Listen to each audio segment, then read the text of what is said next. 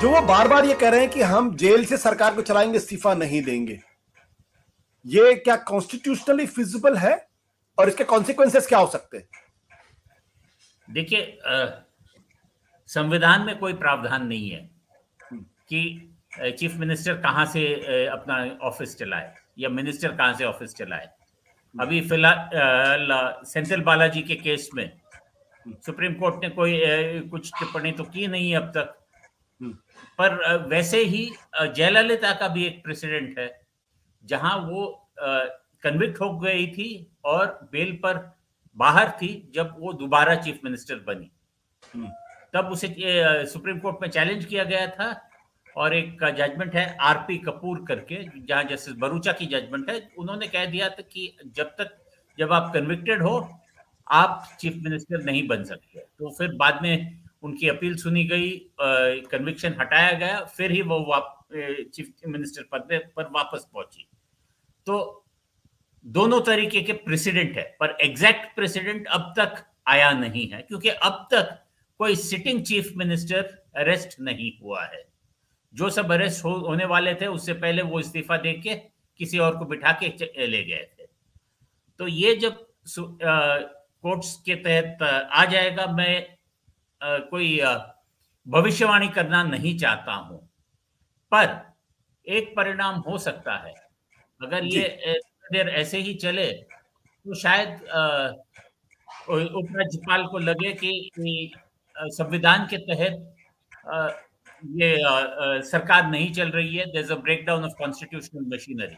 और अगर वो होम मिनिस्ट्री को रिपोर्ट भेजे और प्रेसिडेंट्स रूल लागू हो तो उसे भी फिर बाद में चुनौती जब देंगे तब इस सवाल पर शायद कुछ जजमेंट कोर्ट से आए।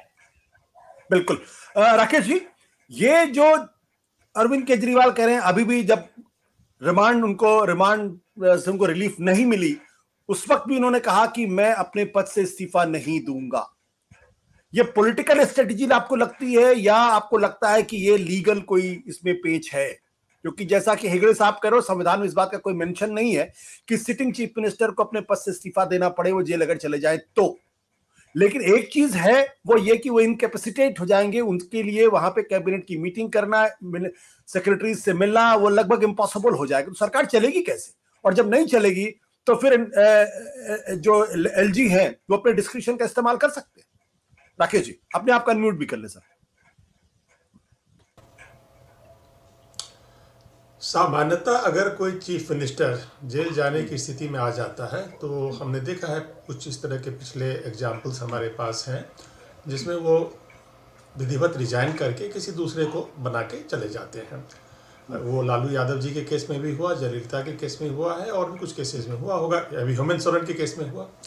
तो ये प्रक्रिया है, ये कस्टमरी है। देखिए, लॉ में सब कुछ कोडिफाइड नहीं होता है, कुछ चीज़ प्रैक्टिस से भी होते हैं, कस्टमरी भी है। तो ये बात तो सही है कि चीफ मिनिस्टर रिजाइन करेगा ये नहीं करेगा, जेल से चलाएगा ये नहीं चलाएगा, ये चीज़ कहीं पर किसी स्टैचू में लिखा हुआ नहीं है। लेकिन जो कस्टमरी लॉ जिसको अगर आप कह सकते हैं, जो प्रैक्टिस है, जो उसके हिसाब से तो उनको रिजाइन करके ही वहाँ जाना चाहिए था। या जैसे वो अरेस्ट हुए, अब जब उनको रिमांड मिल गया है तो मतलब ईडी को रिमांड मिल गया है, तो जब ईडी को रिमांड मिल गया है तो लॉजिकल बात तो यही होती, कॉन्स्टिट्यूशनल बात भी यही होती कि वो सीधे रिजाइन करके बोल देते हैं अपने साथियों कि तुम अपना दूसरा नेता चुन लो, या अगर किसी को पहले से तय करके गए हैं वो नेता चुन लिया जाता। लेकिन शायद ऐसा नहीं हुआ है। अब वो जेल से मुख्यमंत्री बने रह सकते हैं, नहीं रह सकते हैं, तो उसके बारे में हम कुछ इन्फरेंस ड्रॉ कर सकते हैं कि क्या कानून क्या है जेल का। जेल चलता है जेल मैनुअल से। जेल मैनुअल ये डिसाइड करता है कि जो व्यक्ति वहाँ पर, चाहे वो अंडर ट्रायल हो या वो कन्विक्टेड है, तो वो किस तरह से अपनी दिनचर्या निभाएगा। उसकी दिनचर्या जो है जेल में, चूँकि कहाँ वो कैसे खाएगा, उसका इलाज कहाँ होगा, वो अगर उस आश्रम में है तो वो काम कैसे करेगा, एक बहुत डिटेल एग्जॉस्टिव जेल मैनुअल है। तो अगर आप जेल मैनुअल से इसको फिट करें उनके इस आर्गूमेंट की कि वो जेल से मुख्यमंत्री बने रहना चाहते हैं और एडमिनिस्ट्रेशन चलाते हैं या चलाना चाहते हैं, तो जेल मैनुअल में जो चीज़ें उनको अधिकृत है एज अंडर ट्रायल, उससे तो संभव नहीं लगता है। तो अगर कोई लॉ नहीं है उनको मना करने के लिए, लेकिन जेल मैनुअल तो है जो उनको इस तरह की एक्टिविटीज नहीं करने देगा, रिस्ट्रिक्शंस हैं उस पर। नंबर 2 ये है कि जो मैंने आपको बोला कस्टमरी था, छोड़ देना चाहिए।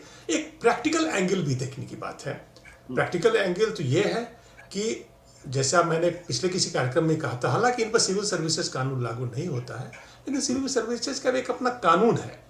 पब्लिक सर्वेंट के लिए भी एक कानून बना हुआ सिविल सर्विसेज लॉ में, 48 आवर्स से ज़्यादा अगर आपका इनकार्सरेशन हुआ है, इम्प्रिजनमेंट है, किसी भी कारण से डीम्ड सस्पेंशन माना जाता है।